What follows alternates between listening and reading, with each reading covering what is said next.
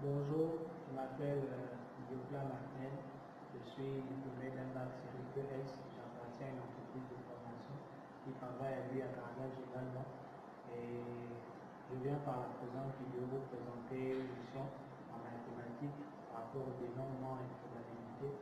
Généralement, le constat fait, c'est que beaucoup, lorsqu'ils sont en classe de terminale, ils ont souvent tendance, pour ceux qui sont en série littéraire par exemple, à appliquer les formules de façon mécanique. C'est-à-dire que sans forcément comprendre exactement à quoi la formule sert ou comprendre le contexte dans lequel il faut l'appliquer. Ce qui fait que parfois, lorsqu'il y a des pièges à des devoirs, facilement, beaucoup n'ont pas la moyenne généralement aux examens, aux bacs, ainsi de suite.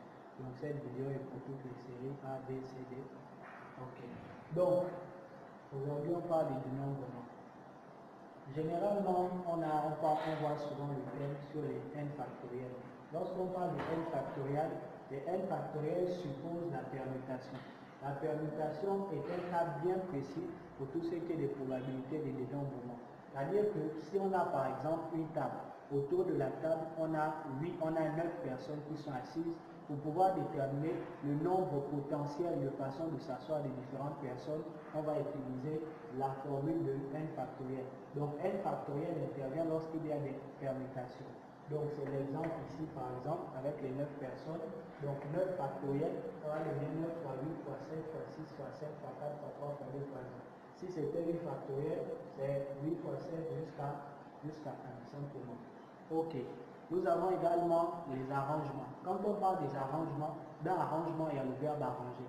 C'est-à-dire que dans arrangement, on tient compte de l'ordre et on peut tenir compte également de l'ordre. On peut donner une certaine valeur à l'ordre et on peut donner une valeur moindre à l'ordre. Donc ça peut être, l'ordre peut être très important comme l'ordre peut ne pas être important. Donc dans la formule des arrangements, on peut avoir les arrangements avec remise ou avec répétition et on peut avoir les arrangements sans remise. Pour le cas des arrangements, par exemple, sans remise, on peut avoir le cas d'une course. Quand on fait une course aux Jeux Olympiques, il y a peut-être 9 athlètes. Et dans les 9 athlètes, il y a 3 athlètes peut-être qui doivent se distinguer. Donc le premier, le deuxième, le troisième. Donc ici, l'ordre est important dans le cas de l'arrangement sans remise. Parce qu'il faut avoir de manière méthodique un nombre de personnes qui doivent être classifiées selon qu'ils sont premier, deuxième, troisième. Voilà. Donc, l'arrangement, un exemple pour le calculer, on peut avoir arrangement de 3 dans 8. Donc, pour calculer l'arrangement, on prend la valeur de n qui est ici et on multiplie par le nombre en reculant par rapport à p. Donc, p a 3 éléments, c'est-à-dire que le nombre d'éléments que je vais multiplier seront le nombre de 3. Donc, je me sers de ce premier élément-là, je fais 8 multiplié par 7 multiplié par 7. Multiplié par 6. Donc il y a 1, 2, 3 éléments qui correspondent au nombre d'éléments de P. Le dernier élément, c'est le cas de la combinaison. La combinaison intervient toutes les fois qu'on parle du tirage simultané. Voilà. Donc lorsqu'on parle du tirage simultané, automatiquement ça fait allusion à la combinaison. Donc on a un petit exercice. On tire simultanément 3 boules dans une lieu où il y a 3 boules bleues et 3 boules noires. Donc 3 boules bleues et 3 boules noires. On dit de déterminer le nombre de résultats possibles dans le cas suivant. Le premier cas, c'est si on tire simultanément 2 boules bleues et une boule noire. Donc, dans ce contexte-là, il faut savoir tout d'abord que E correspond à quoi et O correspond à plus. Donc, pour répondre à la première question, on tire simultanément 2 boules bleues et 2 boules noires. Donc, on aura combinaison de 2 dans 3 et combinaison de 1 dans 3.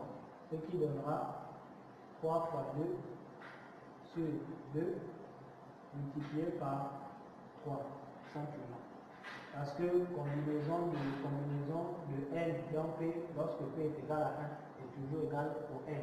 Donc ça fera 3 fois 2 égale à 6, 6 divisé par 2 égale à 3, 3 fois 3 égale à 9.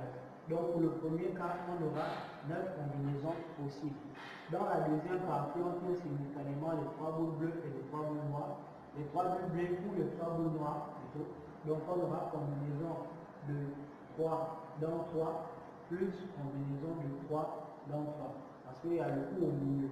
Donc ça donnera 3 multiplié par, voilà, 3 fois 2 fois 1 divisé par 3 fois 2 fois 1 plus, voilà, donc 3 fois 2 fois 1 sur 3 fois 2 fois 1. Donc, ça fait 3 fois 2 égale à 6 sur 3 fois 2, ça fait 6 sur 6, ça fait 1.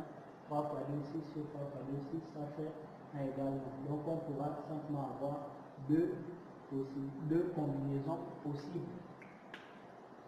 Donc, on pourra avoir deux combinaisons possibles. Okay. Donc, quand on parle de la combinaison, l'idée dans la combinaison, c'est de pouvoir en fait prendre les éléments en ensemble. Voilà pourquoi on parle de tirage simultané, c'est-à-dire un tirage qui est fait en prenant un ensemble d'éléments à un moment bien précis. Dans le cas de l'urne, par exemple. Dans l'urne, on a le droit de prendre 3 boules. Dans le nombre, il y a 6 boules dans l'urne. Donc, on veut prendre 3 boules simultanément, c'est-à-dire au même moment et au même instant. Voilà. Donc, les n factoriels, c'est dans le cas des permutations. Les arrangements, ça peut être avec ou sans remise, l'ordre est important. Et la combinaison, c'est par rapport au tirage simultané. Merci. Bonjour, dans la partie conseil aujourd'hui, on va parler des décapis. Dans la première vidéo, j'avais expliqué que les décapis amènent un dysfonctionnement dans tout ce qui est le bon fonctionnement cyclique de l'organisme, notamment par rapport aux hormones liées au sommeil. Donc, dans cette deuxième vidéo, je vais montrer un autre aspect qui fait en sorte que les décapis ne soient pas une bonne chose, c'est par rapport à la concentration. Généralement, lorsqu'on fait des décapis, parfois on ne les fait pas seul.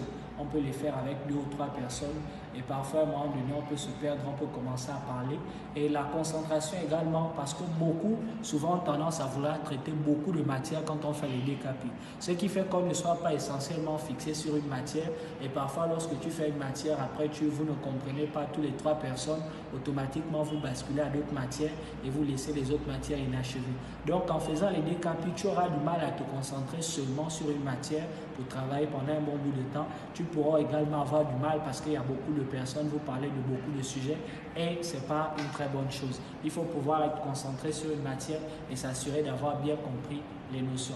Donc les décapis pour moi ne sont pas une bonne chose et je vous les déconseille. Vous pouvez vous organiser pour travailler tard dans la nuit pendant 2 ou 3 heures de temps simplement. Je vous remercie.